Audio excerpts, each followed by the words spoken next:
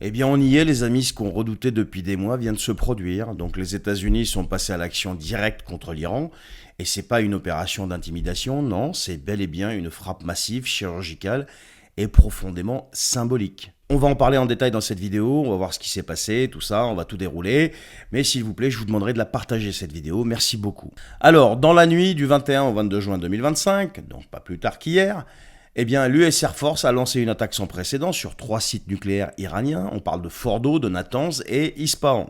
Donc, c'est 3 noms qui font quand même trembler tout stratège militaire parce que on ne parle pas de simple infrastructure. Non, non, ce sont les piliers du programme nucléaire iranien. Et ils sont tous les 3 enterrés, protégés, fortifiés. Je pense qu'on en a assez parlé ces derniers temps pour que vous sachiez exactement de quoi il s'agit.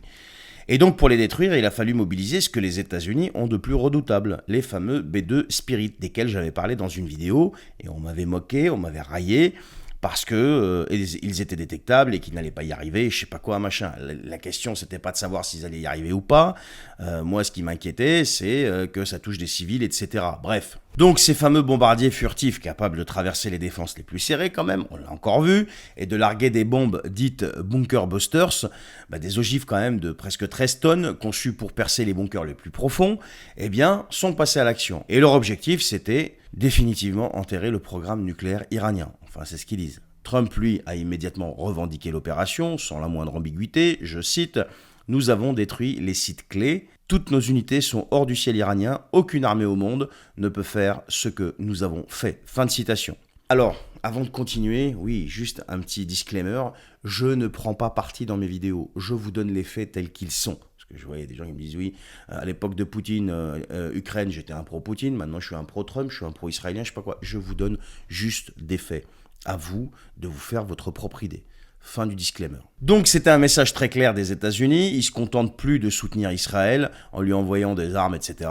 Ils entrent directement dans l'arène, ils frappent, ils assument tout, et ils annoncent même que ce n'est que le début. Alors Trump a laissé entendre que d'autres frappes sont possibles dans les 2 semaines à venir.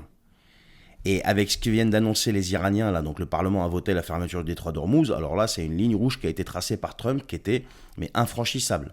Et donc, il y aurait des réponses qui seraient quand même massives à ça. La réponse de l'Iran s'est pas fait attendre. Dès les heures suivantes, eh bien, les missiles balistiques ont été lancés en direction d'Israël.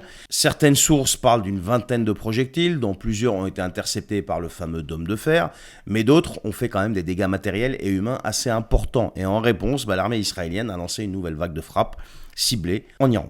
Ce fameux conflit qui était jusqu'à présent contenu dans des échanges un petit peu bilatéraux, donc entre Israël et l'Iran, vient de basculer quand même dans une nouvelle dimension. On est passé d'une guerre régionale à une crise stratégique mondiale.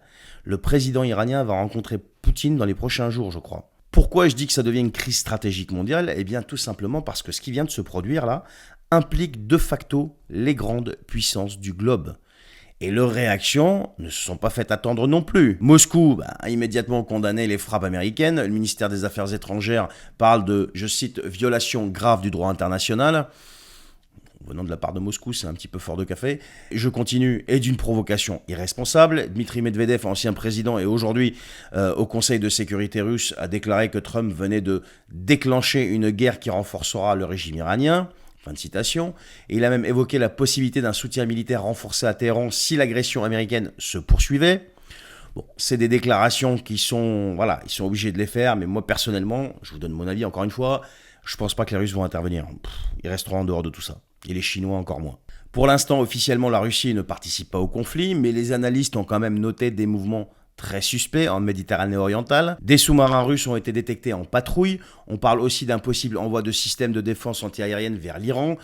Il n'y a rien qui est confirmé pour l'instant, mais c'est tout à fait plausible. Alors, on sait très bien que Moscou ne laissera pas l'Iran s'effondrer tout seul comme ça. Et pour le Kremlin, un affaiblissement de Téhéran, c'est un renforcement de Washington, et donc c'est inacceptable.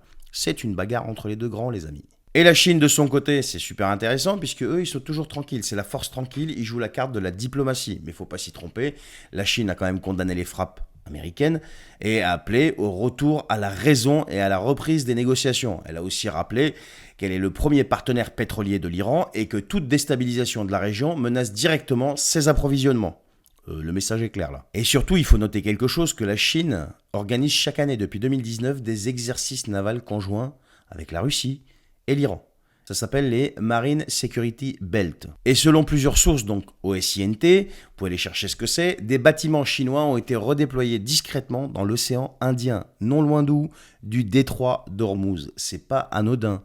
Pékin montre qu'il surveille tout ça de très près et qu'il est prêt à se repositionner si ses intérêts sont menacés.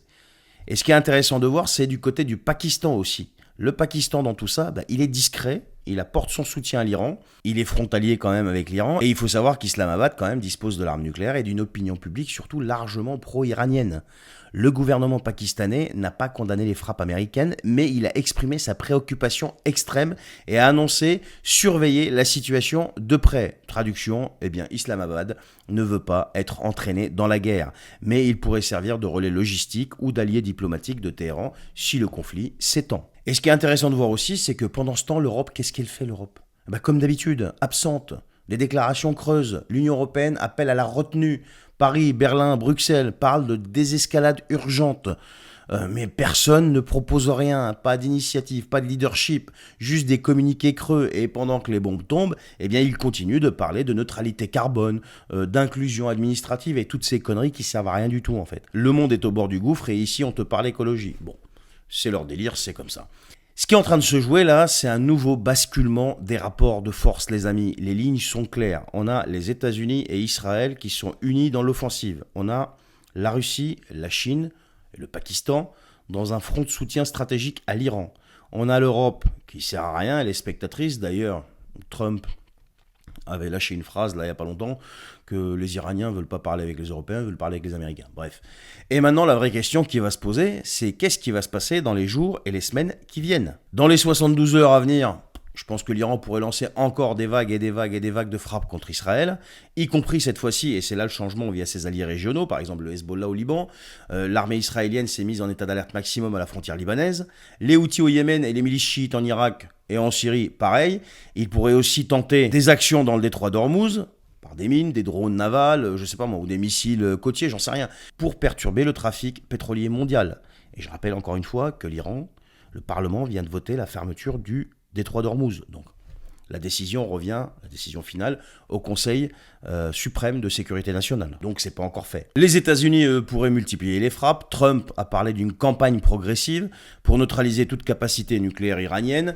Ça inclut potentiellement les laboratoires de recherche, les silos de missiles et même les centres de commandement. Et Israël, enfin, pourrait décider de porter le conflit sur d'autres fronts, par exemple. Il y a des rumeurs qui évoquent une éventuelle opération au Liban Sud, là, pour neutraliser le Hezbollah. Là, ils ont l'air de vouloir remettre ça. D'autres parlent d'une cyberoffensive de grande envergure. On ne sait pas jusqu'où ça peut aller, tout ça, les amis. Parce que si tout ça continue, le conflit va devenir un affrontement indirect, voire même direct, entre deux blocs. D'un côté, l'axe occidental mené par Washington, et de l'autre, l'axe eurasien, Téhéran, Moscou, Pékin, avec le soutien plus ou moins affiché de plusieurs pays émergents. Je dis plus ou moins affiché parce qu'on ne sait pas encore exactement comment ils se positionnent. Et le risque ultime, et ça c'est encore pire que tout, c'est que l'Iran, acculé, décide de franchir la dernière des lignes rouges, passer à un enrichissement nucléaire de niveau militaire, donc à 90%. Et ce jour-là, l'équilibre stratégique du Moyen-Orient explosera. Les conséquences, un baril de pétrole qui va exploser, des routes maritimes qui vont être bloquées, et une récession mondiale qui va s'accélérer. Et un affrontement indirect entre grandes puissances avec tous les risques que ça implique. Alors si tu crois que c'est exagéré tout ça, regarde juste ce qui s'est passé dans les dernières 24 heures. Les États-Unis ont frappé l'Iran. L'Iran a répliqué, Israël est sous tension, la Russie condamne, la Chine observe mais elle est dans le coup, et le monde entier se prépare à une suite quand même qu'on ne pourra pas éviter. Si ça continue comme ça, si les choses ne se calment pas. Et si ça ne se calme pas, ce qui viendra après, c'est plus une guerre conventionnelle, c'est une bascule. Une recomposition brutale de toutes les alliances, une logique de bloc et une nouvelle guerre froide, mais qui dit pas encore son nom. Voilà les amis ce que je pense de tout ça, je sais pas ce que vous en pensez, vous dites-le moi en commentaire, partagez cette vidéo, merci de m'avoir suivi et je vous dis à la prochaine.